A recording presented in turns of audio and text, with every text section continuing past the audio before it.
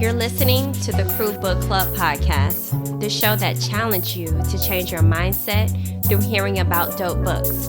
Thanks for hanging with the crew to get advice, ask questions, and gain knowledge with me, your host, Sade Hill. What up, crew? What's good? Welcome to another episode of the Crew Book Club podcast. How are you all feeling today? If it's like, girl, we Gucci over here, keep it P, keep it pushing, keep that same energy. Spread it around the world. Whenever you walk into a room, light it up, honey. And if you like, girl, I ain't feeling it today, that's okay. Hopefully after listening to this podcast, you will be on and popping. Ooh, shawty. Oh, I gotta play that when we get off. All right. Well, as you can see, I'm feeling good, feeling great. Hey, feeling good, feeling great. How are you? Before I started recording, I was telling you two how tired I am.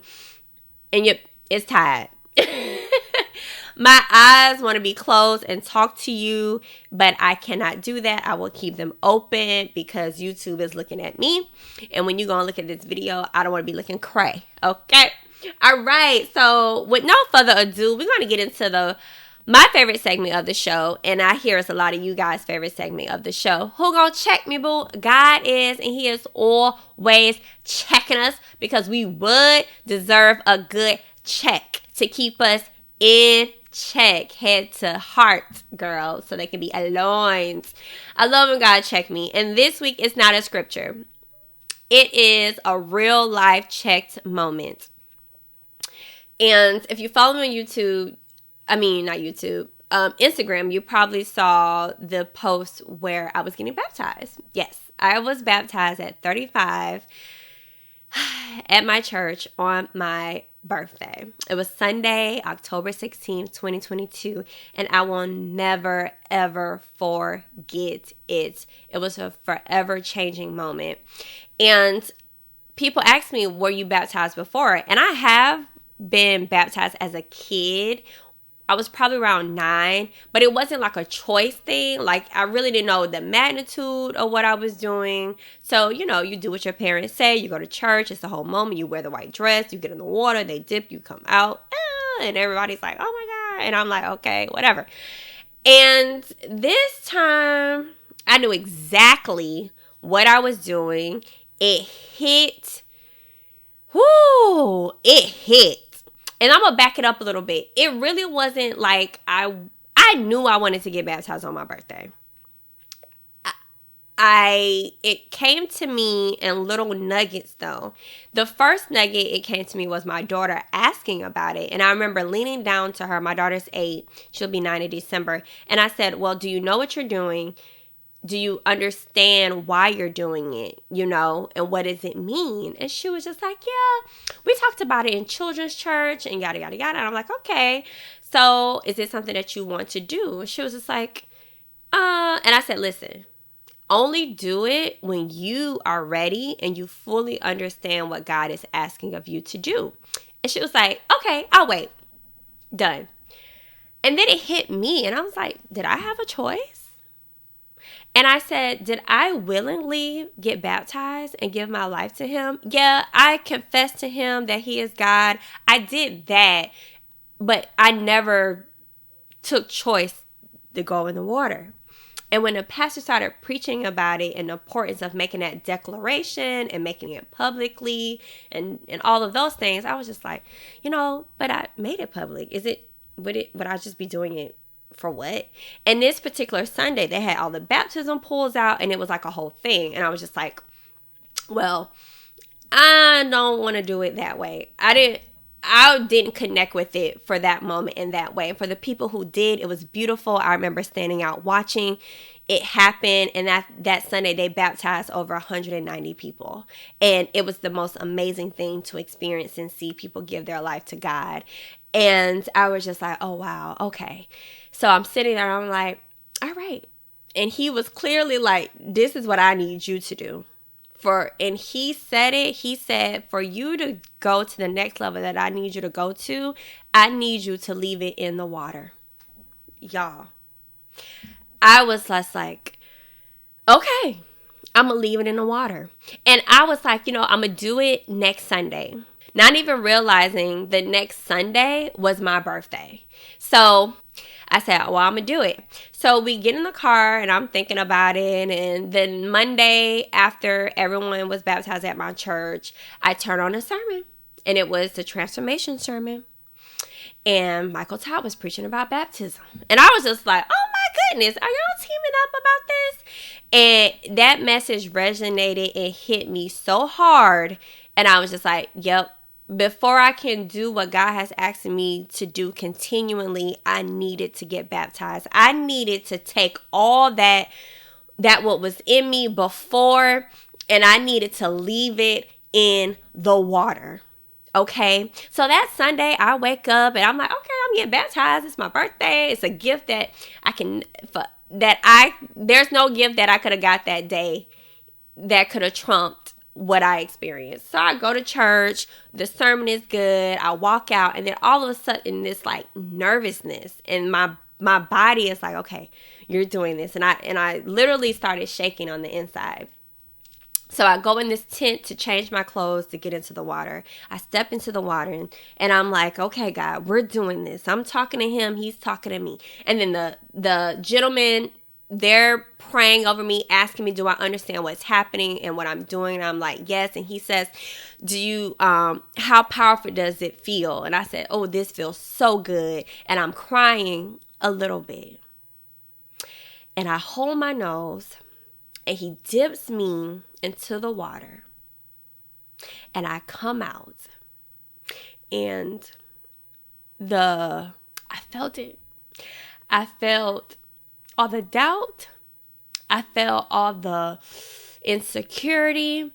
I felt all the questioning. I felt all the temptation, it was just like it literally fell off of me and I left it in the water. I left it. Whatever it was left. And he comes up and the gentleman puts his hand on my head, and you can go watch the clip on our Instagram at the Crew Book Club.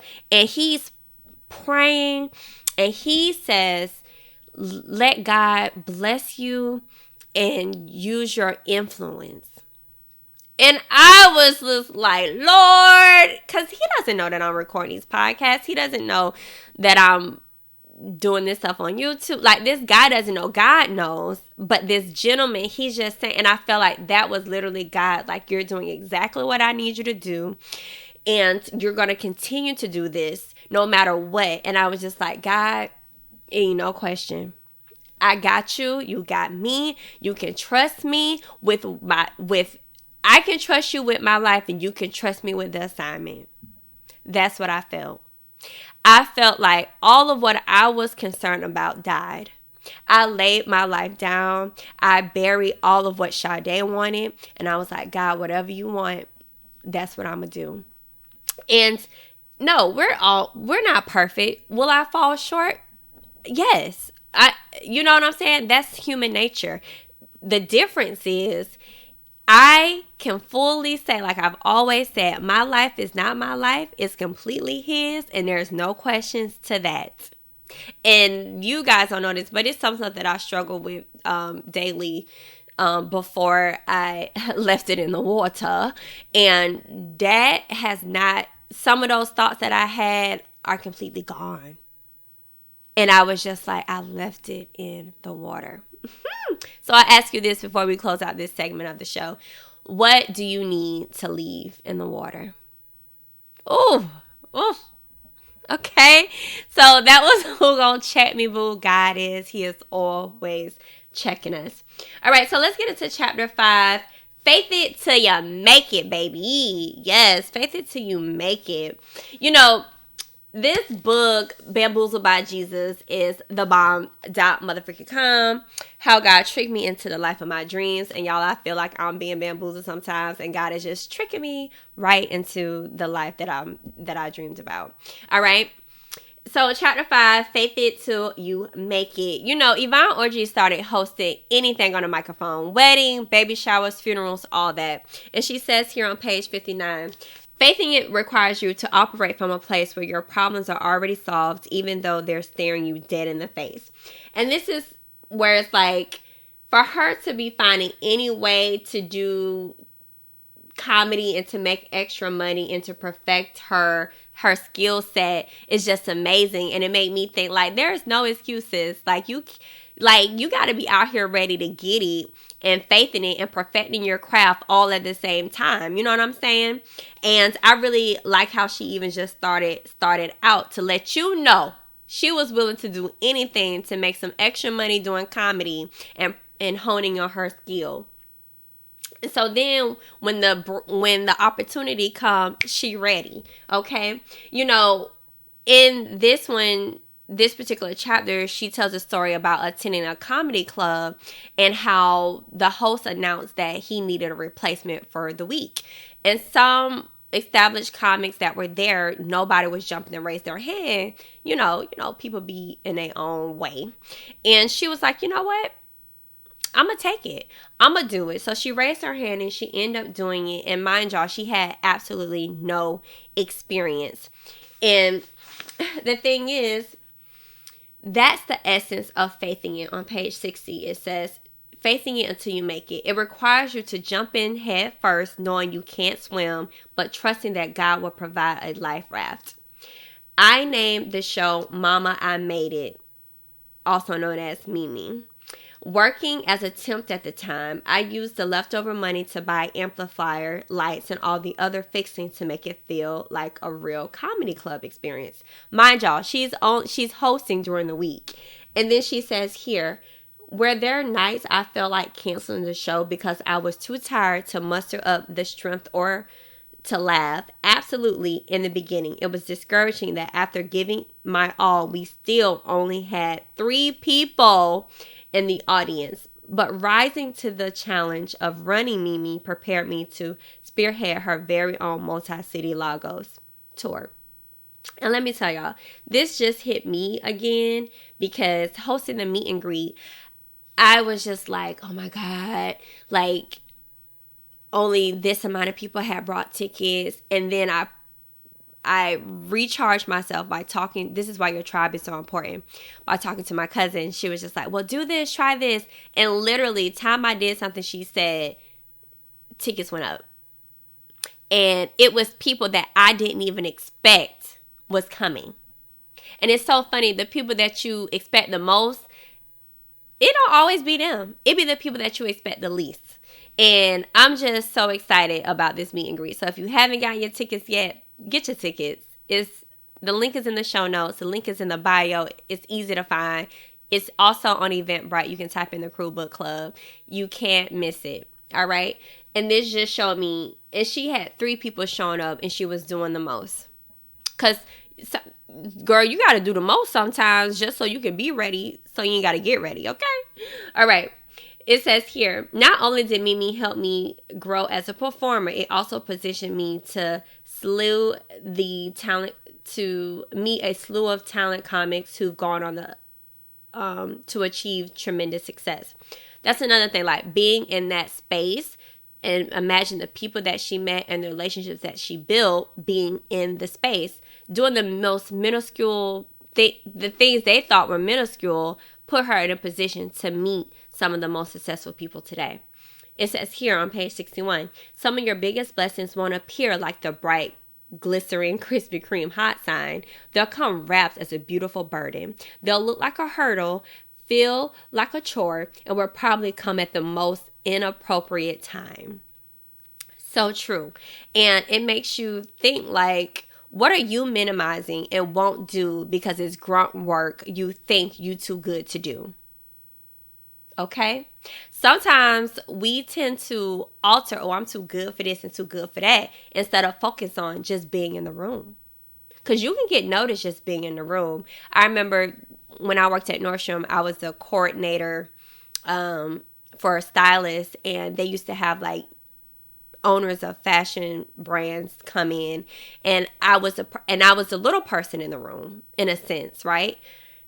And, I was part of putting the furniture the right way, sweeping up the dust, wiping things down. And the guy was like, "Do you want a job in San Francisco?" I denied it. I don't know why. I should have took the risk. But having a child, it keeps you kind of locked down sometimes. That's a whole nother topic. And I didn't take the risk of moving to San Fran, but the fact that this owner of this huge company noticed a girl sweeping up the dust with a Swiffer rag, because they were all like, "Oh, we don't have a dust vacuum, a vacuum." And I was like, "Why don't we just grab the Swiffer that pick up the dust?" And I was noticed. So sometimes don't minimize the grunt work, because that could be the one thing that gets you in front of who you need to be in front of. All right. On page 63, it says, "I can't call how long you're going to need to be believing before you see your blessing, but I can tell you that there's no such thing as an overnight success. It took me 7 years to be discovered. I learned in that season is that success is created when your strife has been perfected, but your struggle are a gift." The kind of pressure forces our faith life into the open and exposes its true colors. We actually would be doing ourselves a disservice to quit prematurely in the middle of tough times. Our job is to let patience marinate in us so we won't become half-baked in faith. That's a bar. Our job is to let patience marinate us so we don't become half-baked in faith. What if God gave us something too premature? Would you really be ready? I would rather you keep me in there so I'm good and ready. Kind of like croissants. You keeping it just enough, but not too long where they're still soft and goldy. I need that.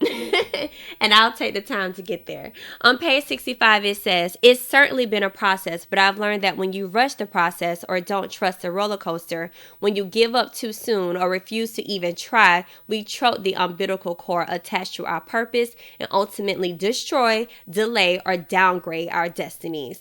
Baby, I would rather wait for the right time, do the work, before I go back and downgrade for what? I ain't got time for that. You don't have time for that. You really don't.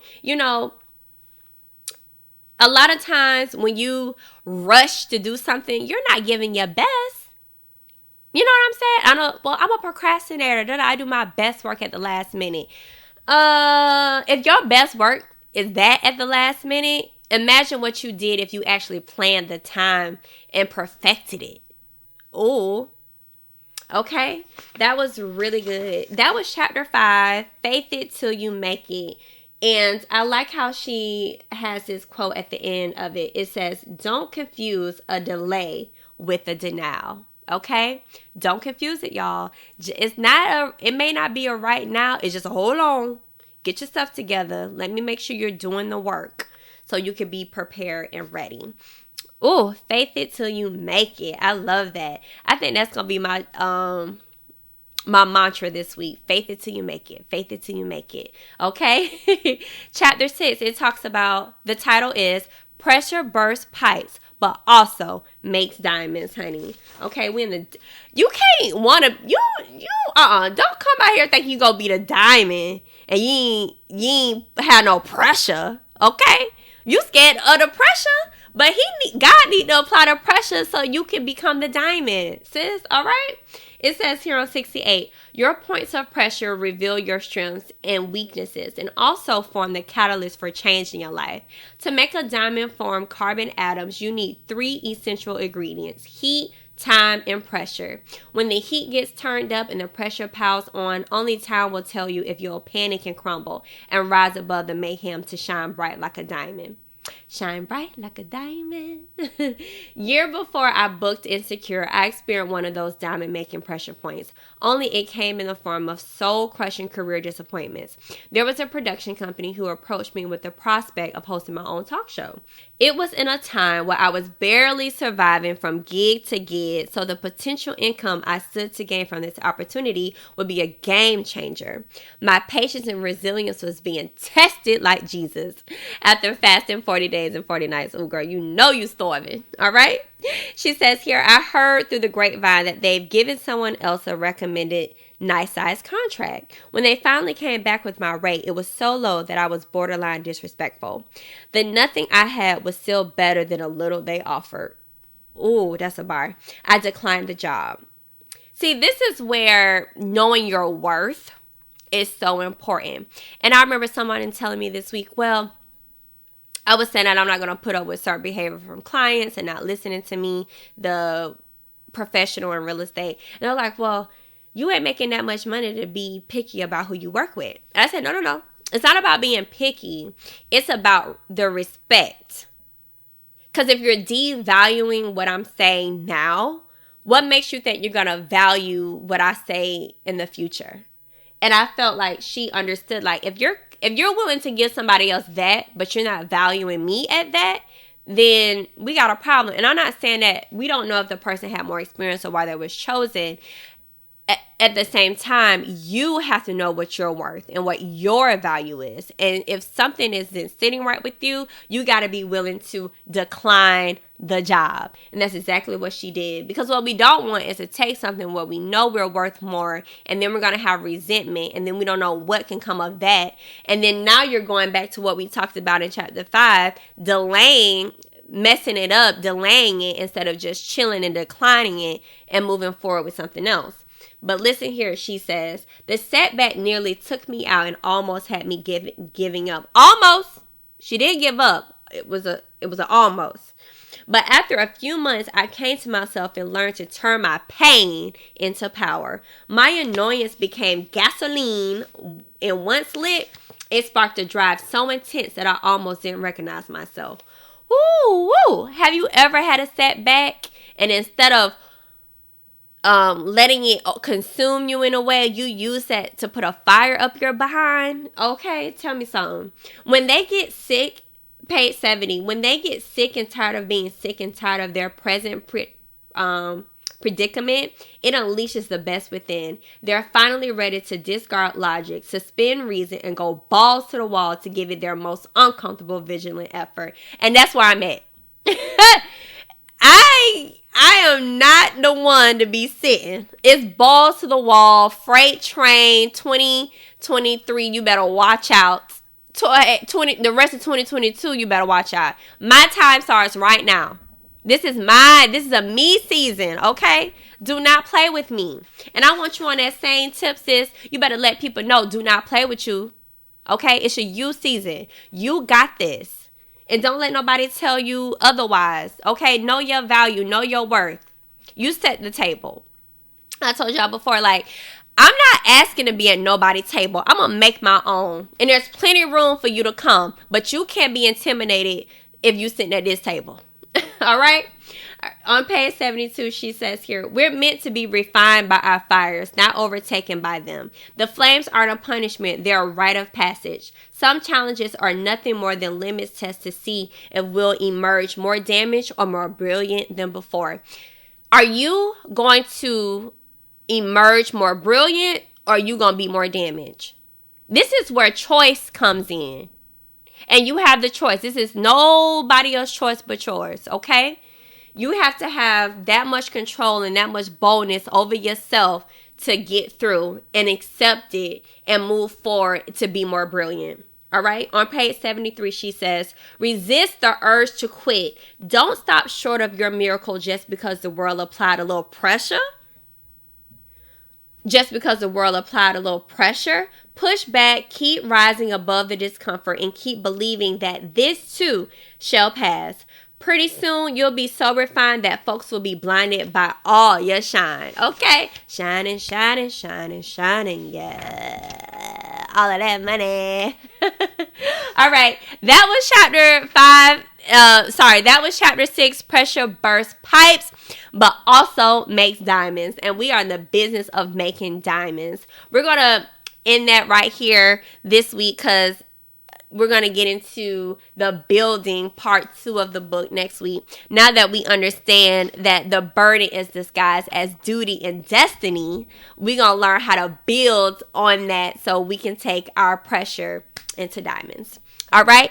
All right. Let's get into the challenge of the week. The challenge of the week is faith it this week.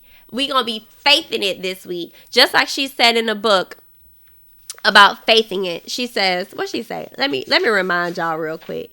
She say, where's my notes? She says, faith in it requires you to operate from a place where your problems are already solved, even though they're staring you dead in the face. Okay, so we're operating on that vibe. So this week, I want you to faith it till you make it. So keep on faithing it. Do something solely based on faithing it. I don't even think faithing it a word, child, but do something solely based on faithing it. Don't try to make sense of it all. Don't overthink it, and don't minimize it. Okay? And this is where I still feel like I need to say this. Being in God's presence will let you understand what you need to be faithing it and what you need to be letting go in. Okay? So do understand it. So your challenge of the week is faith it this week. I need you to be out here faithing it. All right? Now listen, if you're struggling with faith in it, or you're not sure what that looks like, and you too caught up in your mind and your head, you need to find a way to release. One of the ways that I find helpful to release and talk it out is therapy. And y'all already know I have the hookup for you. I got the hookup. Holla if you hear me. It's a sponsorship with BetterHelp.com where you can get 10% off your first month of professional therapy.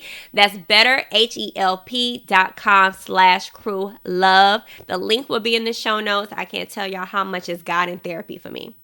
It keeps me on point. Okay?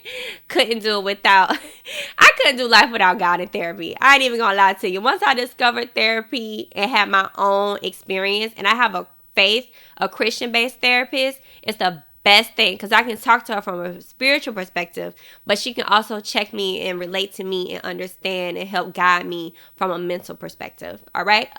God made doctors for a reason. Utilize them. All right. So let's get into some Ask Advice. What would the crew do? Hey, the crew, you can DM, you can email at thecrewbookclub@gmail.com. Anywhere we're on social media, I will get your Ask Advice questions, okay? This one was actually DM'd to me. It says, there is a recession and I want to risk quitting my job to start my own business. What would be your best advice to start? Okay, it is a risk, quitting your job. And I want to make sure, do you have a plan? Do you have a plan in place? Do you have money set aside? Do you have money saved? I know some people say, save at least 6 months. But the way inflation is and the way our society is set up, and you got to think about your lifestyle, I would say save a year, to be honest, because you just want to make sure you straight. Because there's going to be costs and things, and you still want to have a life outside of building your business. So I recommend a year of savings before you quit a job, if that's what you really need to do. Now, before you quit, I don't even recommend quitting. I recommend the business making money before you quit your regular job. Okay? But if you feel like you need to quit, save a year and also do an expense plan for what it may cost to run your business and your lifestyle. So that's important. I'm not no business guru. I'm just saying from experience, I would recommend you have a cushion. Okay? A cushion for the operational part of your business and a cushion for your lifestyle if you have to quit. Now, I would say use your job money to build your entrepreneurial business before you even decide to quit. Because I feel like you're gonna need systems in place. You need to make sure your licenses or whatever you need to be in business is in place. And that regular day job that you have, use that money to pay for those things. Because this stuff ain't cheap. Okay? It ain't cheap to upstart the correct way. I don't know if you need to trademark things or anything like that. But my best advice is before you risk quitting your job in this recession, first, you need to have a plan. You need to have savings. And if you can, reevaluate quitting your regular job first.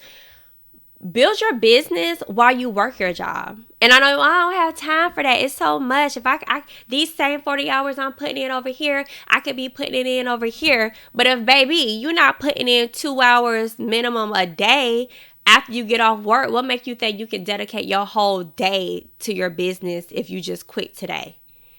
Okay? So my best advice would be work on your business plan and start saving using the money from your regular job that you're working now. Make sure all your systems and licenses and your paperwork is right. Then start working your own business minimum 2 hours a day after you get off work, just to start set and training your mind before you quit your job. Okay?